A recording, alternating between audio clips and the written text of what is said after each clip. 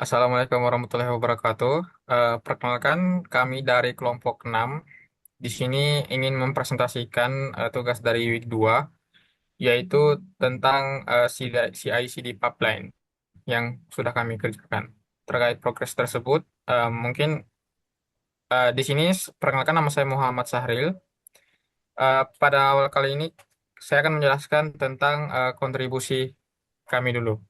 Di sini saya melakukan terkait CD Stage di Azure Cloud, yaitu saya merancang desain CD Stage pada pipeline. Kemudian hasil dari tersebut, rencana tersebut digunakan untuk Azure App sebagai service untuk platform hosting.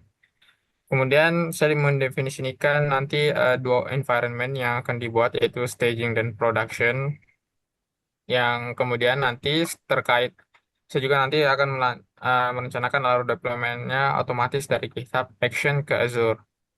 Jadi secara kontribusi nanti eh, eh, prosesnya nanti akan merencanakan desain CD stage-nya, kemudian lanjut ke Azure Apps untuk hosting, kemudian nanti lanjut ke staging dan production, kemudian lanjut ke deployment.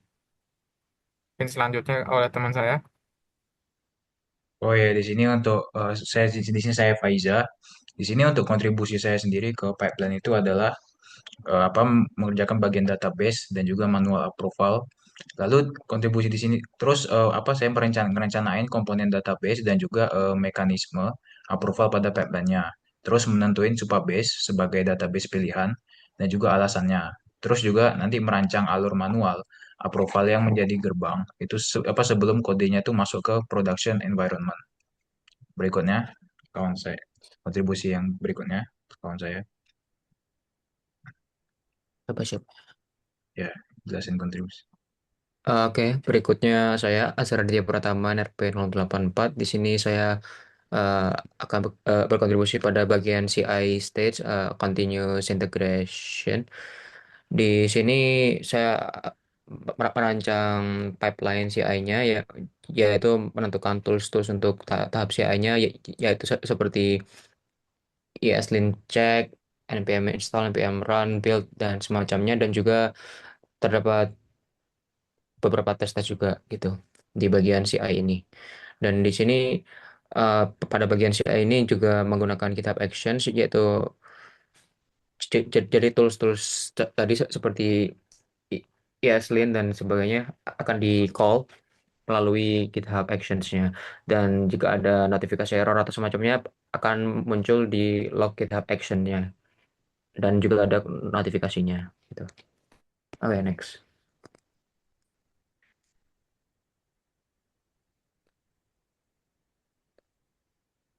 Oke, selanjutnya di sini saya Arya Bima.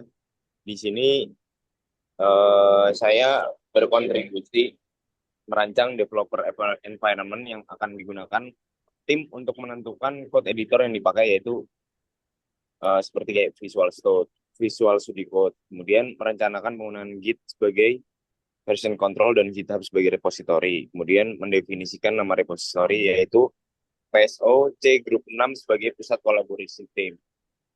Kemudian kontribusi saya yang selanjutnya adalah merancangkan bagian developer environment dan version control pada pipeline, menentukan tools yang akan digunakan tim secara lokal seperti VS Code dan Git, serta merencanakan struktur awal repository GitHub sebagai titik awal seluruh alur pipeline.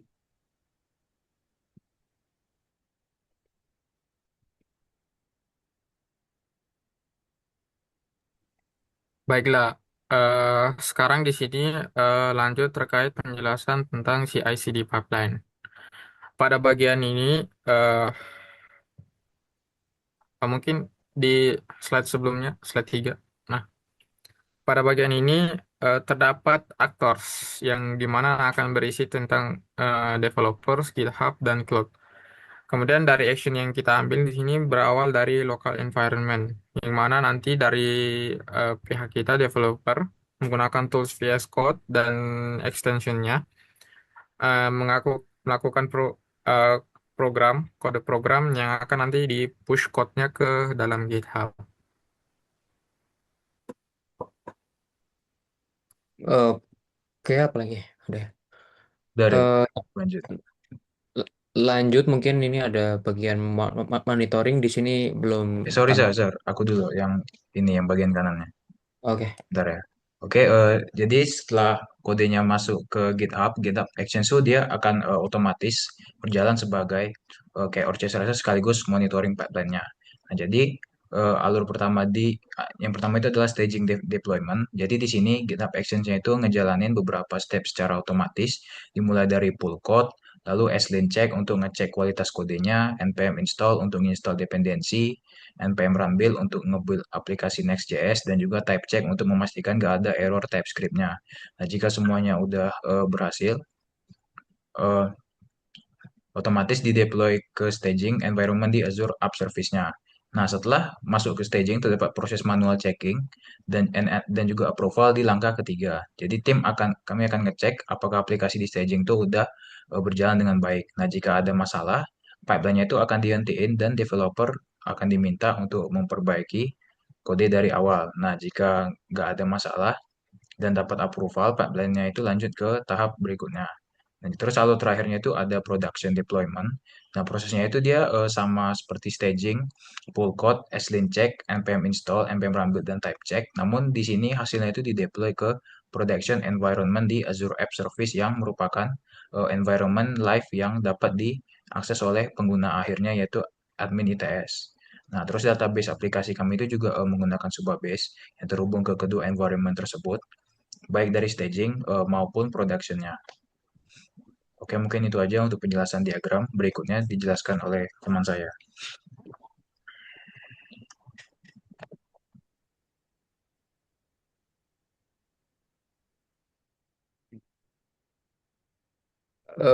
Oke, berikutnya mungkin ada sedikit penjelasan terkait penjelasan penjelasan dari tools-tools sebelumnya di setiap stage-nya juga. Ini dari awal ada di local dev menggunakan Visual Studio Code yang gunanya untuk penulis kode itu sendiri. Untuk alasan dipilih karena sudah konvensional ya, banyak digunakan oleh banyak developer. Berikutnya untuk linting menggunakan ESLint karena untuk memastikan kualitas dan konsistensi kode.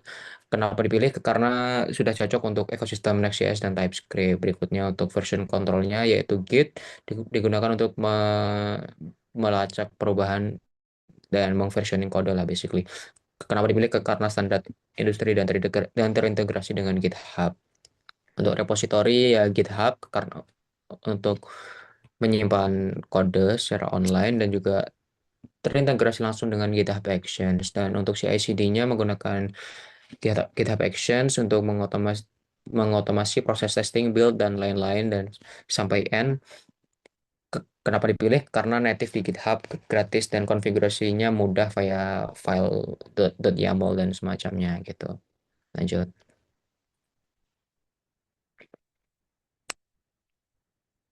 Oke, selanjutnya stage yang ke-6 itu ada frameworknya itu. Tools yang kita pakai itu ada Next.js menggunakan runtime-nya Node.js. Fungsinya ya itu Next.js sendiri adalah full stack framework yang menangani front end dan back end-nya. Kenapa kenapa dipilih? Karena cocok untuk uh, BAS atau backend as a service pattern. Selanjutnya stage database-nya itu kita pakai Supabase yang aslinya itu biasanya yang aslinya dia menggunakan PostgreSQL. Dia terautentikasi dan sebagai untuk melakukan kerja sama dengan tim lebih enak. Terus kenapa dipilih ya? Karena aplikasi ini cocok apa ya mengurangi kebutuhan backend lah. Kemudian ada stage yang ke-8 ada hosting yaitu kita menggunakan Azure App Service, platform cloud untuk hosting dan menjalankannya. Kenapa dipilih ya? Azure for Student itu gratis. Terus selanjutnya yang ke-9 ada staging. Kita menggunakan Azure Staging Environment. Fungsinya yaitu environment pengujian untuk memvalidasi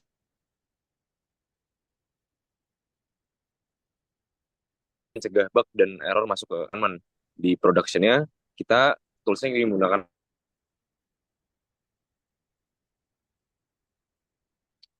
environment live yang dapat oleh user. Kemudian alasan dipilihnya di-update hanya setelah melewati staging. Kurang lebihnya dari kami, mohon maaf. Terima kasih. Assalamualaikum warahmatullahi wabarakatuh. Waalaikumsalam.